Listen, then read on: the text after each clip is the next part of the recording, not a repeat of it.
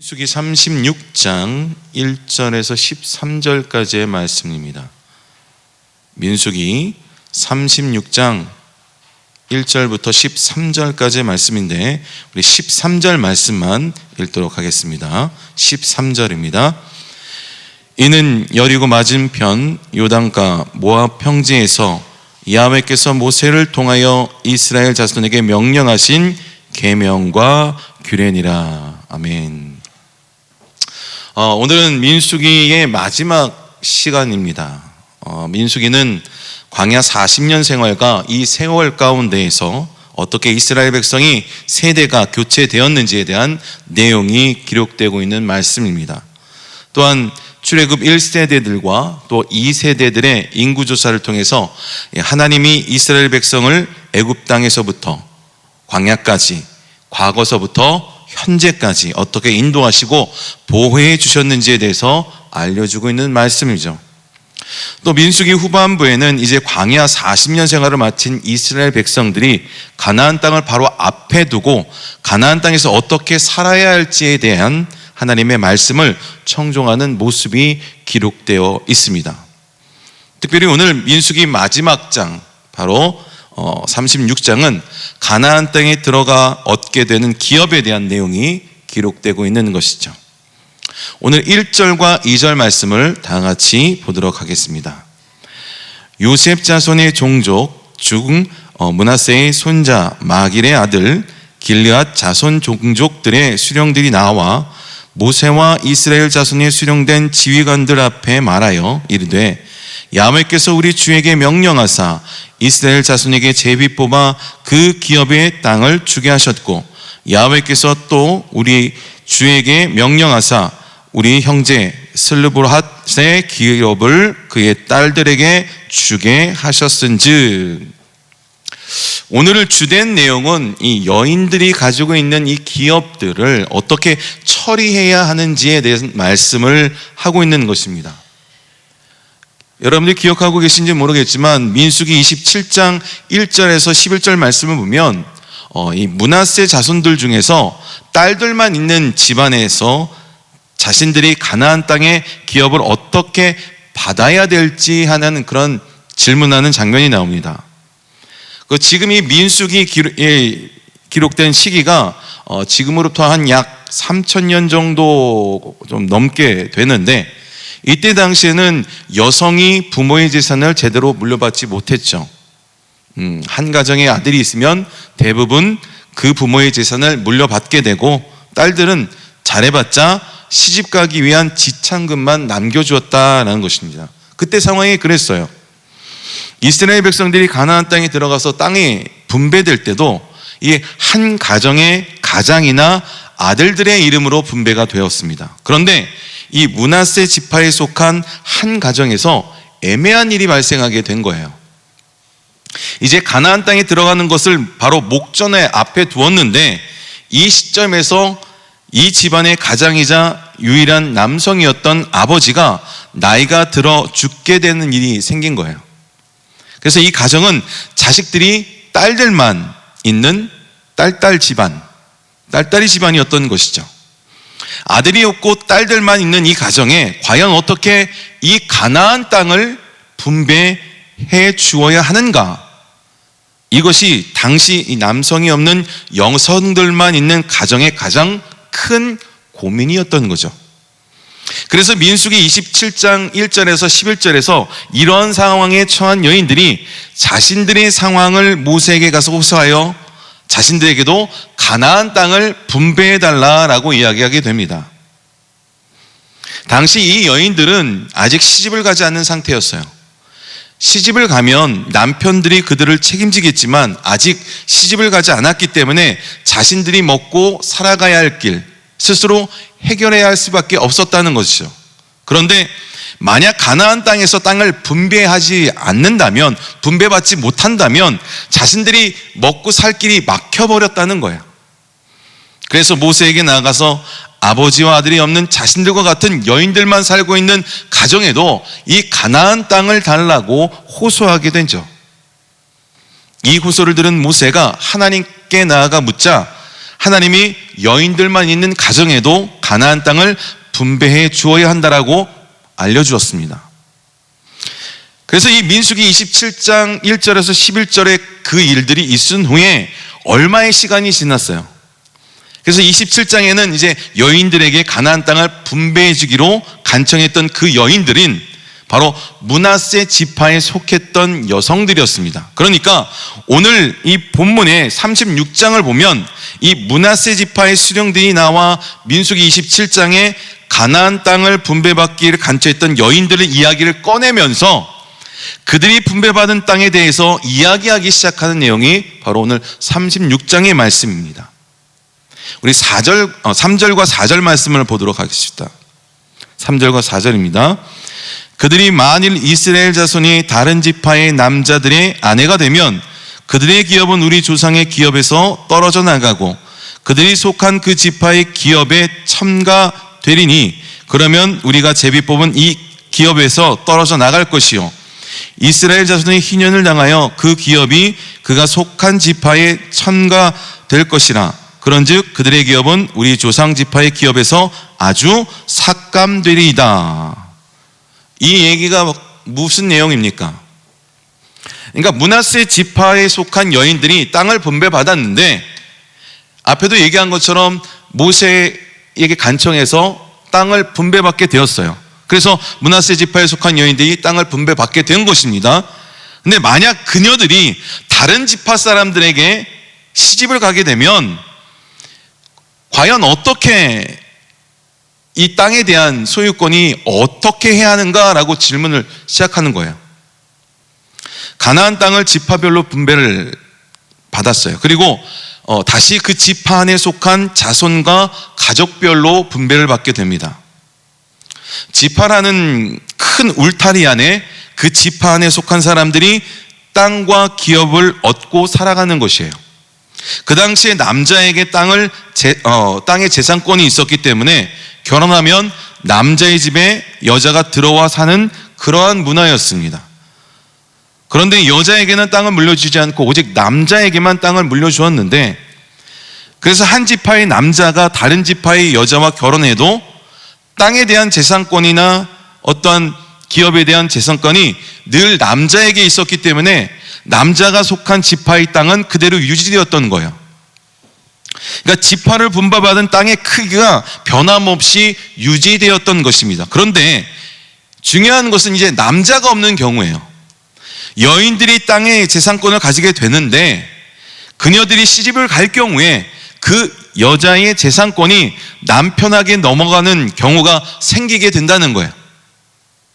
그러니까 이때에 이 여인들이 자신이 속한 지파가 아니라 다른 지파에 속한 남자와 결혼을 하게 되면 원래 지파에 속한 땅이 다른 지파에게 넘어가는 일이 생기게 된다는 거죠. 여기까지 이해하셨죠? 이때 이제 이 여인들이 자신이 속한 지파가 아니라 다른 지파의 남자와 결혼을 하게 되면 이 원래 이제 지파에 속한 사람들이 이 여인들이 가지고 있던 땅이 다른 지파에게 넘어가게 되니까 그거에 대한 이야기를 지금 하고 있는 겁니다. 지금 민수기 36장은 이러한 종류의 이야기를 하고 있는 거예요. 아버지의 재산을 물려받았던 이 므낫세 여인들이 다른 지파의 남자들과 결혼하게 되면 이 므낫세 지파의 전체에 분배받은 땅들이 줄어들게 된다는 거예요.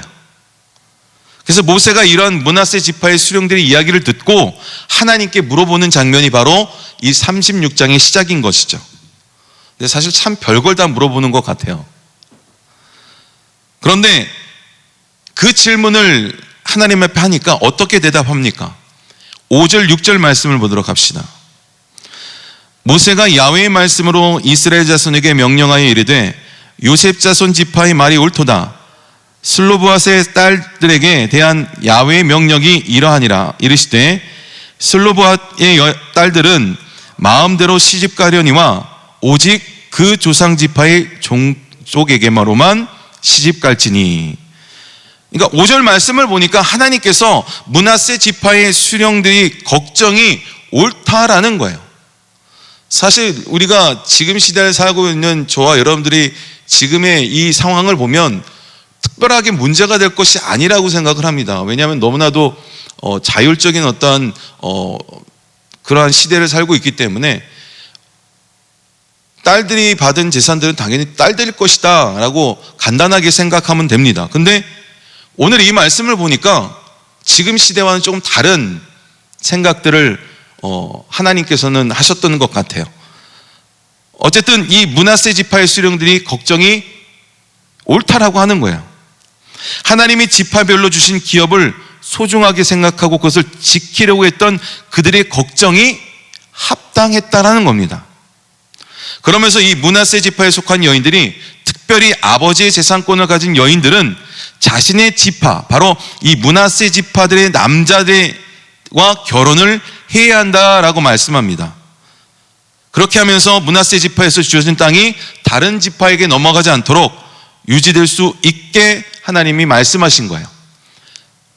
그러니까 한마디로 므낫세 지파의 여인들은 므낫세 지파의 사람들과 남자와 결혼을 하라 이겁니다. 근데 이것은 이 므낫세 지파에만에만 해당되는 것이 아니라 모든 지파 안의 여인들에게도 이 아버지의 재산권을 물려받은 여인들에게 해당되는 말씀이었다는 거죠. 우리 8절과 9절 말씀을 보도록 합시다. 이스라엘 자손이 지파 중 그 기업을 이은 딸들은 모두 자기 조상 지파의 종족되는 사람의 아내가 될 것이라. 그리하면 이스라엘 자손이 각기 조상의 기업을 보존하게 되어 그 기업이 이 지파에서 저 지파로 옮기게 하지 아니하고 이스라엘 자손 지파가 각각 자기 기업을 지키리라. 이 원래의 법은 아버지나 아들이 재산권을 가지는 거였어요. 그러나 예외적으로 아버지나 아들이 부재할 경우 딸들이 재산권을 물려받을 수 있다라고 말씀하고 있으면서, 이 딸들이 재산권을 물려받는 것은 그 당시에 어떻게 보면 굉장히 파격적인 그런 사건 중에 하나였던 것을 볼 수가 있어요.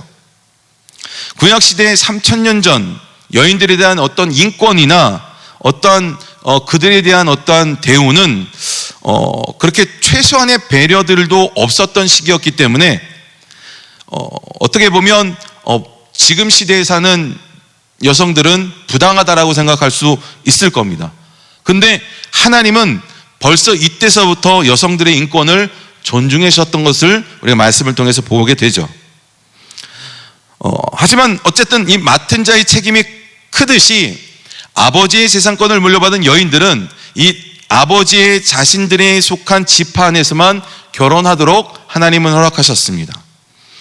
이것은 이 여인들에게 권리를 허용함과 동시에 그들이 감당해야 할 어떤 책임도 하나님께서 말씀하고 계시다는 거죠. 우리 12절 말씀 보도록 하겠습니다.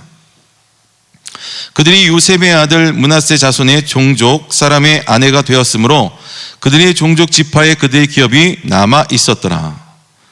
그리고 실제로 이 여인들은 자신과 자신의 아버지가 속한 므낫세 지파 사람과 결혼했다라고 기록하고 있습니다. 이 여인들뿐만 아니라 이런 상황에 속한 모든 여인들도 하나님에 대한 명령을, 바로 이 법을 지켜야만 했다라는 것이죠. 오늘 본문의 주요 이 내용을 요약하자면 한 지파 안에 속한 땅을 보존하고 지키기 위한 노력이다라고 말할 수 있다는 것입니다. 어떻게 보면 그 땅에 대한 어떤 땅 싸움 같지만 그것은 겉으로 보여지는 그런 모습일 뿐이지 하나님이 허락하신 그 기업을 소중하게 지키고 보호하려는 그들의 마음이었고 그들의 어떠한 책임감이었었던 것을 볼 수 있다는 것이죠. 그러므로 오늘 이 므낫세 지파가 자신들에게 주어진 기업의 땅을 지키고 보존하려고 했던 모습을 통해서 다음과 같은 교훈을 배울 수 있는데, 첫 번째로 하나님이 주신 기업을 소중히 여겨야 한다는 겁니다. 오늘 말씀을 보면 하나님이 각 지파에게 주어진 이 기업의 땅이 다른 지파로 조금 넘어간다 해서 그것이 그렇게 큰 문제가 되었는가라는 생각도 할 수 있어요. 결국 다른 지파가 그 땅을 가져도 그냥 모두 다 이스라엘 백성인데 뭐 큰 문제가 있냐라는 겁니다. 경히 여길 수도 있다는 얘기예요. 그런데 이런 생각을 하지 않았다는 겁니다. 여러분들은 어떻게 생각하십니까? 그냥 딸들이 그런 재산권이 남편에게 가니까 어차피 이스라엘 백성의 큰 울타리 안에 다들 속한 그러한 지파들의 땅들이니 그렇게 쉽게 너무 어렵게 생각할 필요가 없었다라는 겁니다. 여러분들은 그렇게 생각 안 하실까요? 어쨌든 재산권을 가진 이 므낫세 지파의 여인들이 다른 지파의 사람들과 결혼해도 모두가 다 아브라함과 이삭과 야곱의 자손들 아니라는 거죠. 모두가 다 하나님의 백성들이지 않습니까? 요즘 말로 보고 이야기하면 선택의 자유가 있는데 결혼을 제약하는 것, 인권이 상실되는 것이 아닐까? 그러니까 어차피 모두가 다 하나님의 주신 약속의 땅 안에서 살고 있는 것이 아니냐라고 쉽게 생각할 수도 있다는 것이죠. 자신들의 이 지파의 땅들이 다른 지파에 속하게 된다 해서 그것이 큰 대수냐 이렇게 생각하고 굳이 이 각 지도자들이 모여서 자신들의 지파의 땅을 기업을 지키려고 과연 이러한 모습들을 이러한 논의들을 할 필요가 있을까? 이런 의문이 들 수 있다는 것입니다.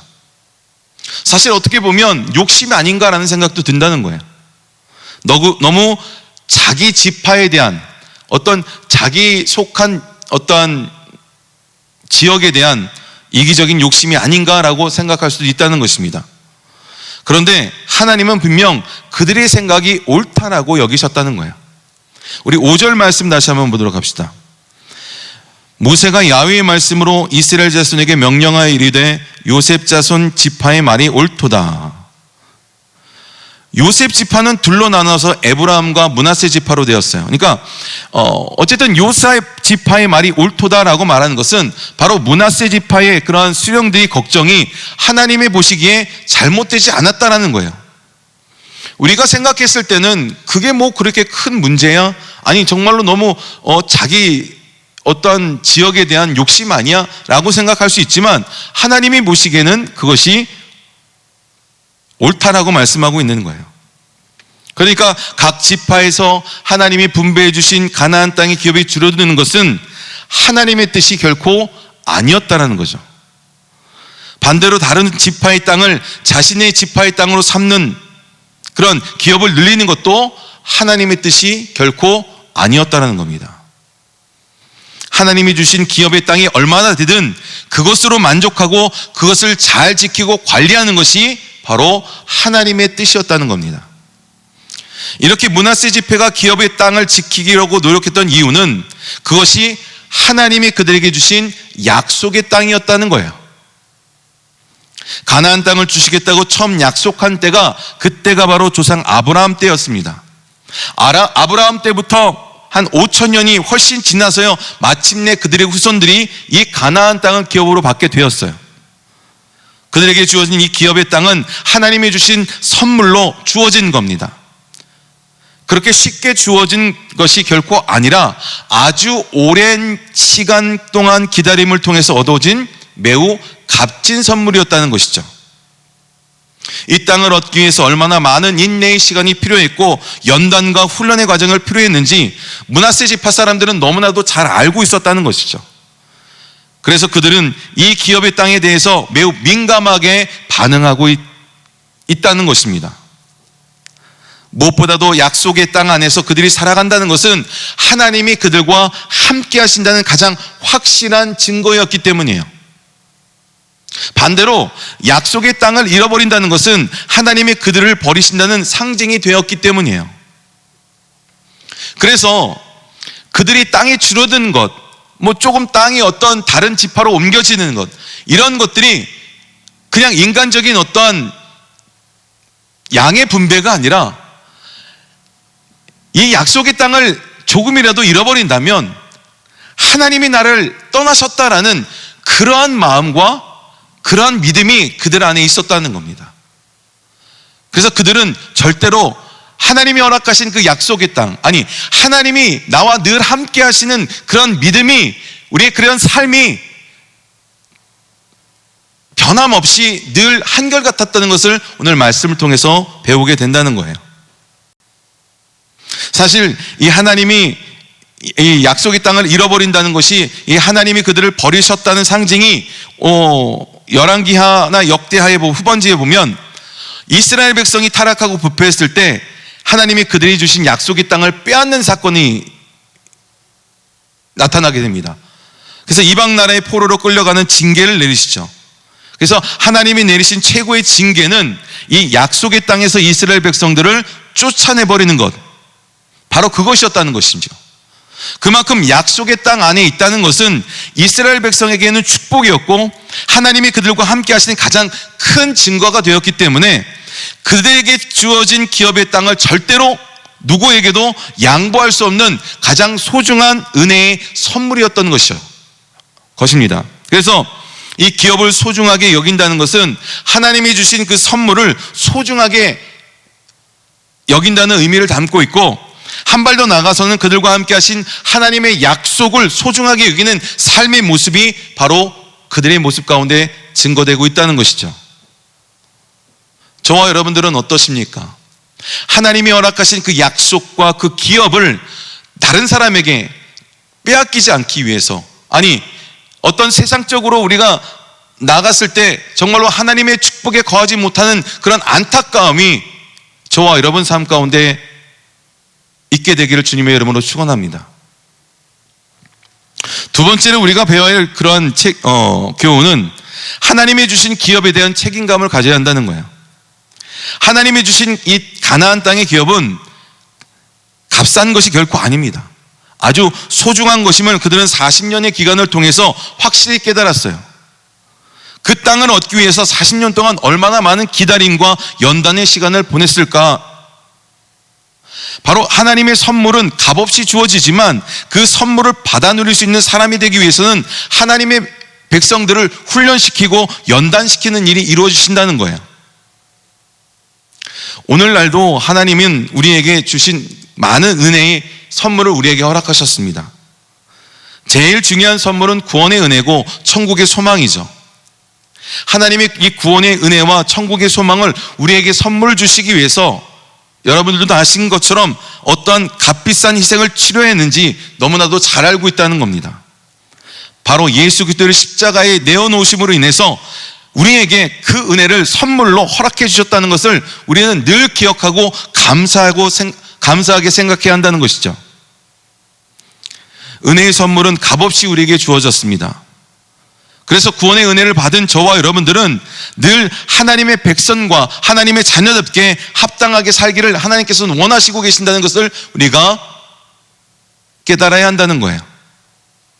그리고 그 선물을 받은 자로서 책임감을 갖기를 하나님은 원하고 계신다는 것입니다. 비록 우리가 은혜로 선물로 공짜로 받았지만 이 선물을 받은 자로서의 책임감을 가져야 한다라고 말씀하고 있는 거예요. 우리가 그 교훈을 생각하면서 우리 6절과 7절 말씀을 다시 한번 보도록 합시다. 슬로보아스의 딸들에게 대한 야훼의 명령이 이러하니라. 이르시되 슬로보아스의 딸들은 마음대로 시집가려니와 오직 그 조상 지파의 종족에게로만 시집갈지니 그리하면 이스라엘 자손의 기업이 이 지파에서 저 지파로 옮기지 않고 이스라엘 자손이 다 각기 조상 지파의 기업을 지킬 것이다 하셨나니.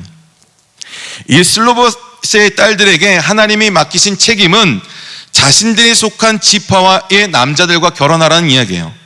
그러니까 하나님께서 은혜로 자신들에게 기업을 허락하신 그 은혜에 대해서 그 은혜 받은 자의 책임을 감당해야 한다라고 말씀하고 있는 것이죠. 구원의 은혜뿐만 아니라 우리에게도 각자에 주어진 거룩한 사명도 하나님께서 우리에게 허락하셨다는 것을 기억해야 한다는 것입니다. 우리는 하나님의 은혜를 거저받았어요. 하나님의 은혜의 선물을 하나님께서 우리에게 허락하셨습니다. 그러므로 우리는 그것을 지키고 그것을 감사하며 나가야 될 책임과 의무가 있어야 된다는 거예요. 내가 속해 있는 가정도 하나님께서 우리에게 선물을 주신 것이고, 내가 속한 직장과 사업장도 하나님이 주신 사명의 자리임을 우리가 기억해야 한다는 것입니다. 그래서 우리가 그 하나님의 주신 그 은혜에 감사함으로 우리는 하나님이 주신 그 은혜의 책임에 대해서 잘 감당하고 지켜나가야 할 것이 바로 오늘 말씀을 통해서 우리에게 주신 교훈임을 깨닫기를 주님의 이름으로 축원드립니다. 무엇보다도 저와 여러분들은 하나님의 은혜를 받은 자예요. 값없이 우리는 하나님의 은혜를 선물로 받은 자입니다. 더불어 우리에게 사명감을 주시고 우리에게 소명감을 허락하셨습니다.